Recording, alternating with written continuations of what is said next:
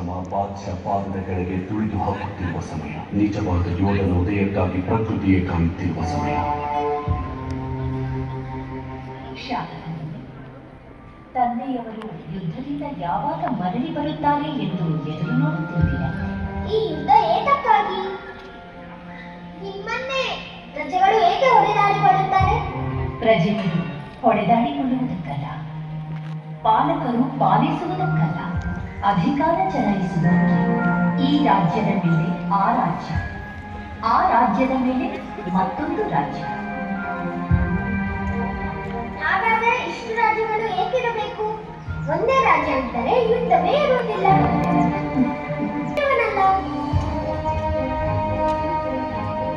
ಎಲ್ಲ ರಾಜ್ಯಗಳನ್ನು ಸೇರಿ ಒಂದೇ ರಾಜ್ಯ ಮಾಡುತ್ತೇವೆ. ಆಗ ಒಂದೇ ಯುದ್ಧ, ಅದು ನನ್ನದೇ. ಆಗ ಒಂದೇ ರಾಜ್ಯ, ಅದು ನನ್ನದೇ. ನಿಜವೇ ಅಮ್ಮನ ಮೇಲಾಣ.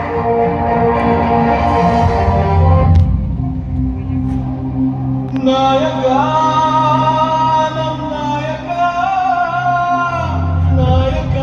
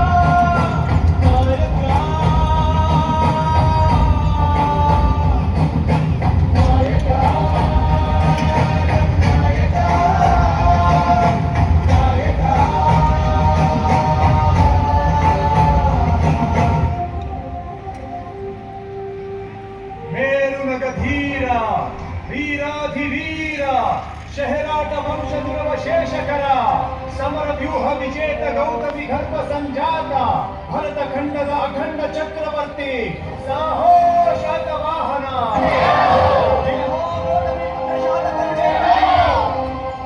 ಸಮಸ್ತ ಜಂಬೂದ್ವೀಪ ಇನ್ನು ಒಂದೇ ಸುವಿಶಾಲ ಸಾಮ್ರಾಜ್ಯ. ಯುದ್ಧ ಸಮಸ್ಯೆಗಳಿಗೆ ಪರಿಹಾರ, ಆದರೆ ನಿನ್ನ ಯುದ್ಧ ಕೆಲವರಿಗೆ ಸಮಸ್ಯೆಯಾಗಿಯೇ ಉಳಿದಿದೆ.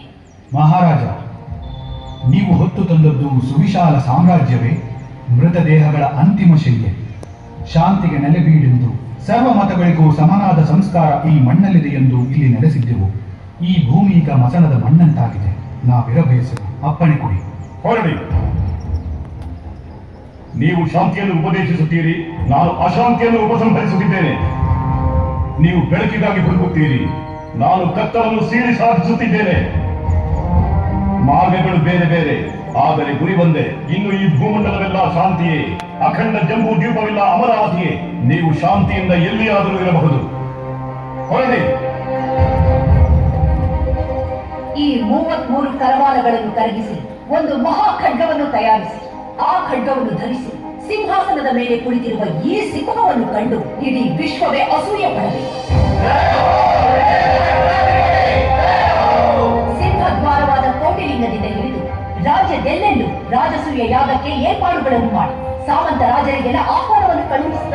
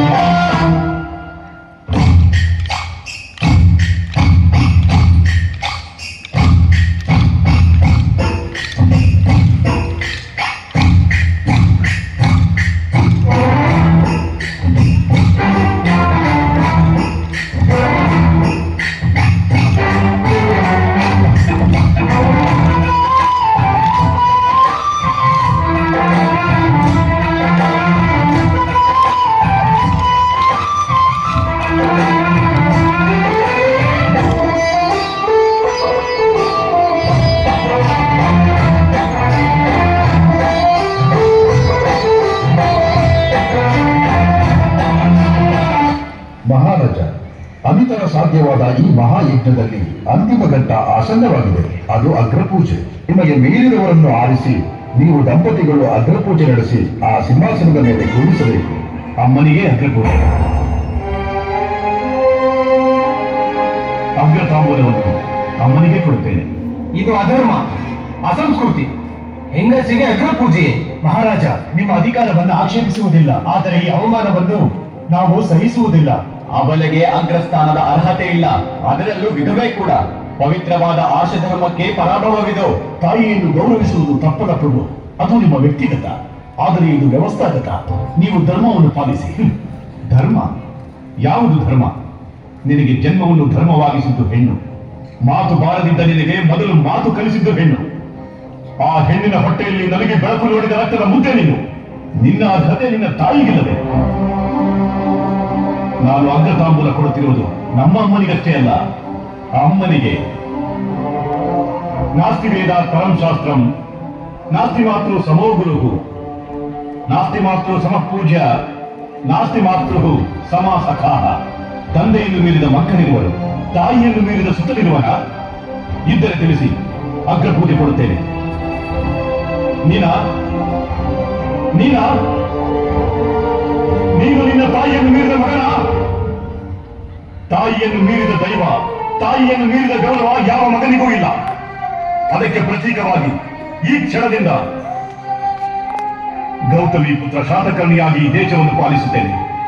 ನನ್ನ ಮಗ ವಾಸಿಷ್ಠಿ ಪುತ್ರ ಪುಲಮಾವಿ ಕೂಡ ನನ್ನನ್ನು ಅನುಸರಿಸುವನು. ಜಯ ಹೋ ಗೌತಮಿ ಪುತ್ರ ಶಾತಕರ್ಣಿ, ರಾಜ ರಾಜ ಗೌತಮಿ ಪುತ್ರ ಶಾತಕರ್ಣಿ, ಶಾತವಾಹನ ಸಿಂಹ ಗೌತಮಿ ಪುತ್ರ ಶಾತಕರ್ಣಿ. ಇನ್ನು ಈ ವಿಶಾಲವಾದ ಸಾಮ್ರಾಜ್ಯದಲ್ಲಿ ಒಂದೇ ಧರ್ಮ, ಒಂದೇ ನ್ಯಾಯ, ಒಂದೇ ಮಾರ್ಗಸೂಚಿ, ಒಂದೇ ಮಾರ್ಗ ಮೌಲ್ಯ. ಅಂಗ ದೇಶದ ದವಸಗಳನ್ನು ಕಳಿಂಗದಲ್ಲೂ ಕೊಳ್ಳಬಹುದು, ಕೋಸಲದ ಹಣ್ಣು ಹಂಪಲುಗಳನ್ನು ಕುಂತಳದಲ್ಲೂ ಮಾರಬಹುದು. ರಾಜ್ಯದ ಮಧ್ಯೆ 100 ಕೋಶ ವ್ಯರ್ಥವಾಗಿ ಬಿದ್ದಿರುವ ಬೀಡು ಭೂಮಿಯನ್ನು ಬಡ ರೈತರಿಗೆ ದಾನವಾಗಿ ನೀಡುತ್ತಿದ್ದೇನೆ. ಇನ್ನು ಅಖಂಡ ಭಾರತ ಅನ್ನಪೂರ್ಣೆಯಾಗಲಿ, ಪ್ರತಿ ಗ್ರಾಮವು ಒಂದೊಂದು ಧಾನ್ಯ ಕಣಜವಾಗಲಿ. ಇದು ಶಕಾರಂಭ. ಭರತ ಖಂಡೆ ಭರತವರ್ಷ ಎಂದು ಈ ಜಂಬೂ ದ್ವೀಪವು ಕಾಲಮಾನ ಪಟ್ಟಿಯಲ್ಲಿ ಈ ದಿನದಿಂದ ಶಾಲಿವಾಹನ ಶಕೆ ಆರಂಭವಾಗುತ್ತದೆ. ಪ್ರತಿ ವರ್ಷ ಇದೇ ದಿನ ಯುಗಕ್ಕೆ ಆದಿಯಾಗಿ ಯುಗಾದಿ ಪರ್ವ ಆರಂಭವಾಗುತ್ತದೆ.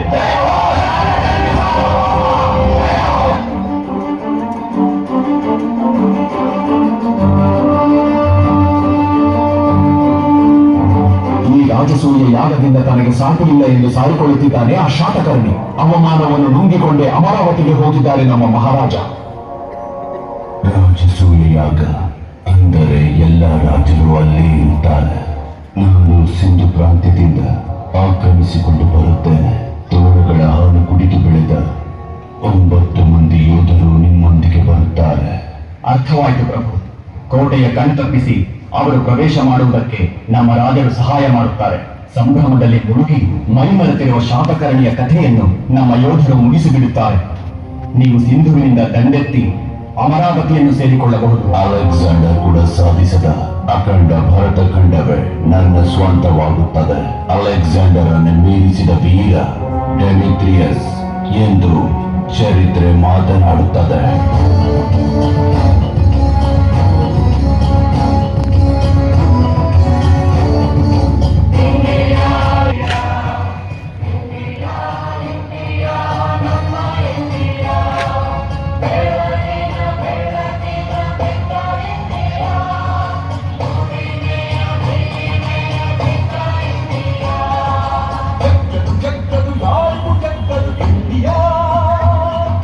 ಅಗ್ಗದ ಅರಸನಿಗೆಂದು ಹುಟ್ಟದು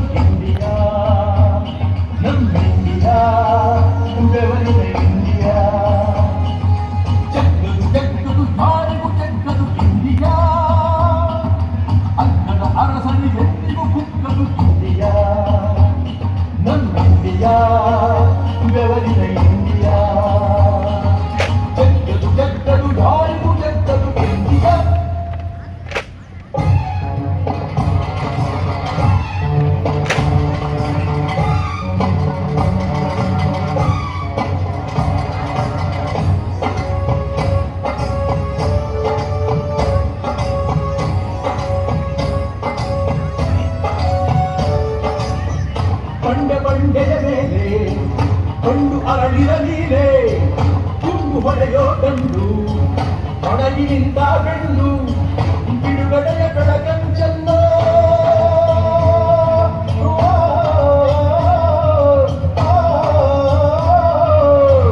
ಬಿಡುಗಡೆಯ ಬೆಳಕಂಚಲ್ಲೋ ಅಂಗಾಯದ ಕುಂದಿಗೆ ಮಿತ್ರರೇ, ಸಮಯವಿಲ್ಲ. ದೇಹರಾಜರ ಸಂಹಾರದಿಂದ ಹೊಸ ಜಗತ್ತಿಗೆ ನಾಂದಿಯಾಯಿತು. ಇನ್ನು ಯವನದ ಖನನದಿಂದ ಪಾಶ್ಚಾತ್ಯರ ದಾಳಿಗಳಿಗೆ ಅಂತ್ಯಕ್ರಿಯೆ ನಡೆಸಬೇಕು. ಇದೇ ಕೊನೆ ಯುದ್ಧವಾಗಬೇಕು. ಈವರೆಗೂ ಅಸ್ತಿತ್ವ ಕಾಪಾಡಿದ್ದೇವೆ, ಇನ್ನು ಅಸ್ತಿತ್ವ ಸಾರೋಣ. ನೂತನ ನಿರ್ಮಾಣವಾದ ಭಾರತ ದೇಶವನ್ನು ಪೊರಕಿಯ ರಕ್ತ ಹರಿಸಿ ಅಂತ್ಯ ಹಾಡೋಣ. ಎದುರಾದವರನ್ನು ಒದಿಸೋಣ, ಎದುರಾಗದವರನ್ನು ಓಡಿಸೋಣ. ಅದೇನೇ ಆಗಲಿ, ದೇಶದ ಮೀಸೆ ತಿರುಗಿಸೋಣ.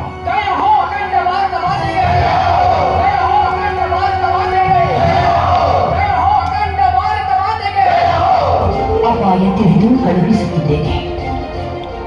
ಅಪಾರ್ಥ ಮಾಡಿಕೊಳ್ಳಬೇಡ ಕಂದ. ಇದು ಹೋಗಲೇಬೇಕಾದ ಯುದ್ಧ. ನನ್ನ ಕನಸನ್ನು ಹೆತ್ತ ತಾಯಿ ನೀನು. ನಿನಗೆ ತಿಳಿಯದೇನಿದೆ ಅಮ್ಮ. ಹೋಗಿ ಬಾ ಕಂದ. ವಿಜಯೀ ಭವ.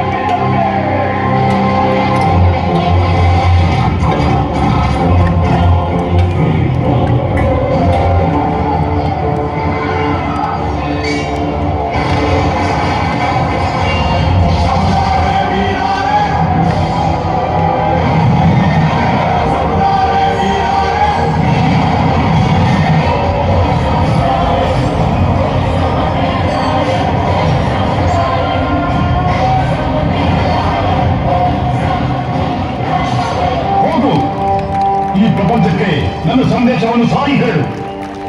ಈ ದೇಶ ಒಂದು ಕುಟುಂಬ. ನಾವು ಯಾರ ತಂಟೆಗೂ ಹೋಗುವುದಿಲ್ಲ. ನಮ್ಮ ತಂಟೆಗೆ ಯಾರೇ ಬಂದರೂ ಬಿಡುವುದಿಲ್ಲ.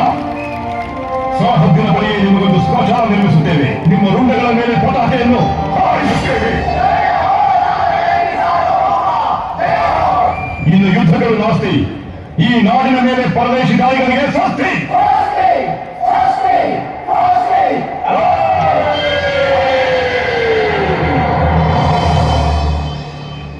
ಮತ್ತೆ ಈ ನಾಡಿನ ಮೇಲೆ ದಾಳಿ ಮಾಡಲು ಪರದೇಶಿಯರಿಗೆ 1500 ವರ್ಷ ಬೇಕಾಯಿತು. ಮೊಘಲರು, ಆಂಗ್ಲರು ಎಷ್ಟೋ ಮಂದಿ ಎಷ್ಟು ವರ್ಷ ಆಳಿದರು. ಶಾತಕರ್ಣಿ ಬೆಳೆಸಿದ ಈ ದೇಶದ ಮುಷ್ಟಿಯನ್ನು ಯಾರೂ ಕದಲಿಸಲಾಗಲಿಲ್ಲ. ಇದು ಕೇವಲ ಗೌತಮಿ ಪುತ್ರನ ಕಥೆಯಲ್ಲ, ನಮ್ಮೆಲ್ಲರ ಕತೆ, ಪ್ರತಿ ಭಾರತೀಯನ ಕತೆ. ಸಹನೆಯನ್ನ ಶಕ್ತಿಗೆ, ದಹನವನ್ನ ನೆತ್ತರಿಗೆ ಕಲಿಸಿದಂತಹ ನಮ್ಮ ಅತಿ ಪುರಾತನ ಮುತ್ತಾತರ ಕಾಲದ ಕತೆ, ನಮ್ಮ ಕತೆ. ಇದು ಚರಿತ್ರೆ, ನಮ್ಮ ಮೂಲ. ಎದೆ ಸೆಟೆದು ತೋಳು ತಟ್ಟಿ ಇದುವೇ ನಮ್ಮ ಕತೆ ಎಂದು ಗರ್ವದಿಂದ ಸಾರೋಣ. ಸಾಹೋ ಗೌತಮಿ ಪುತ್ರ ಶಾತಕರ್ಣಿ, ಸಾಹೋ. ಒಂದೇ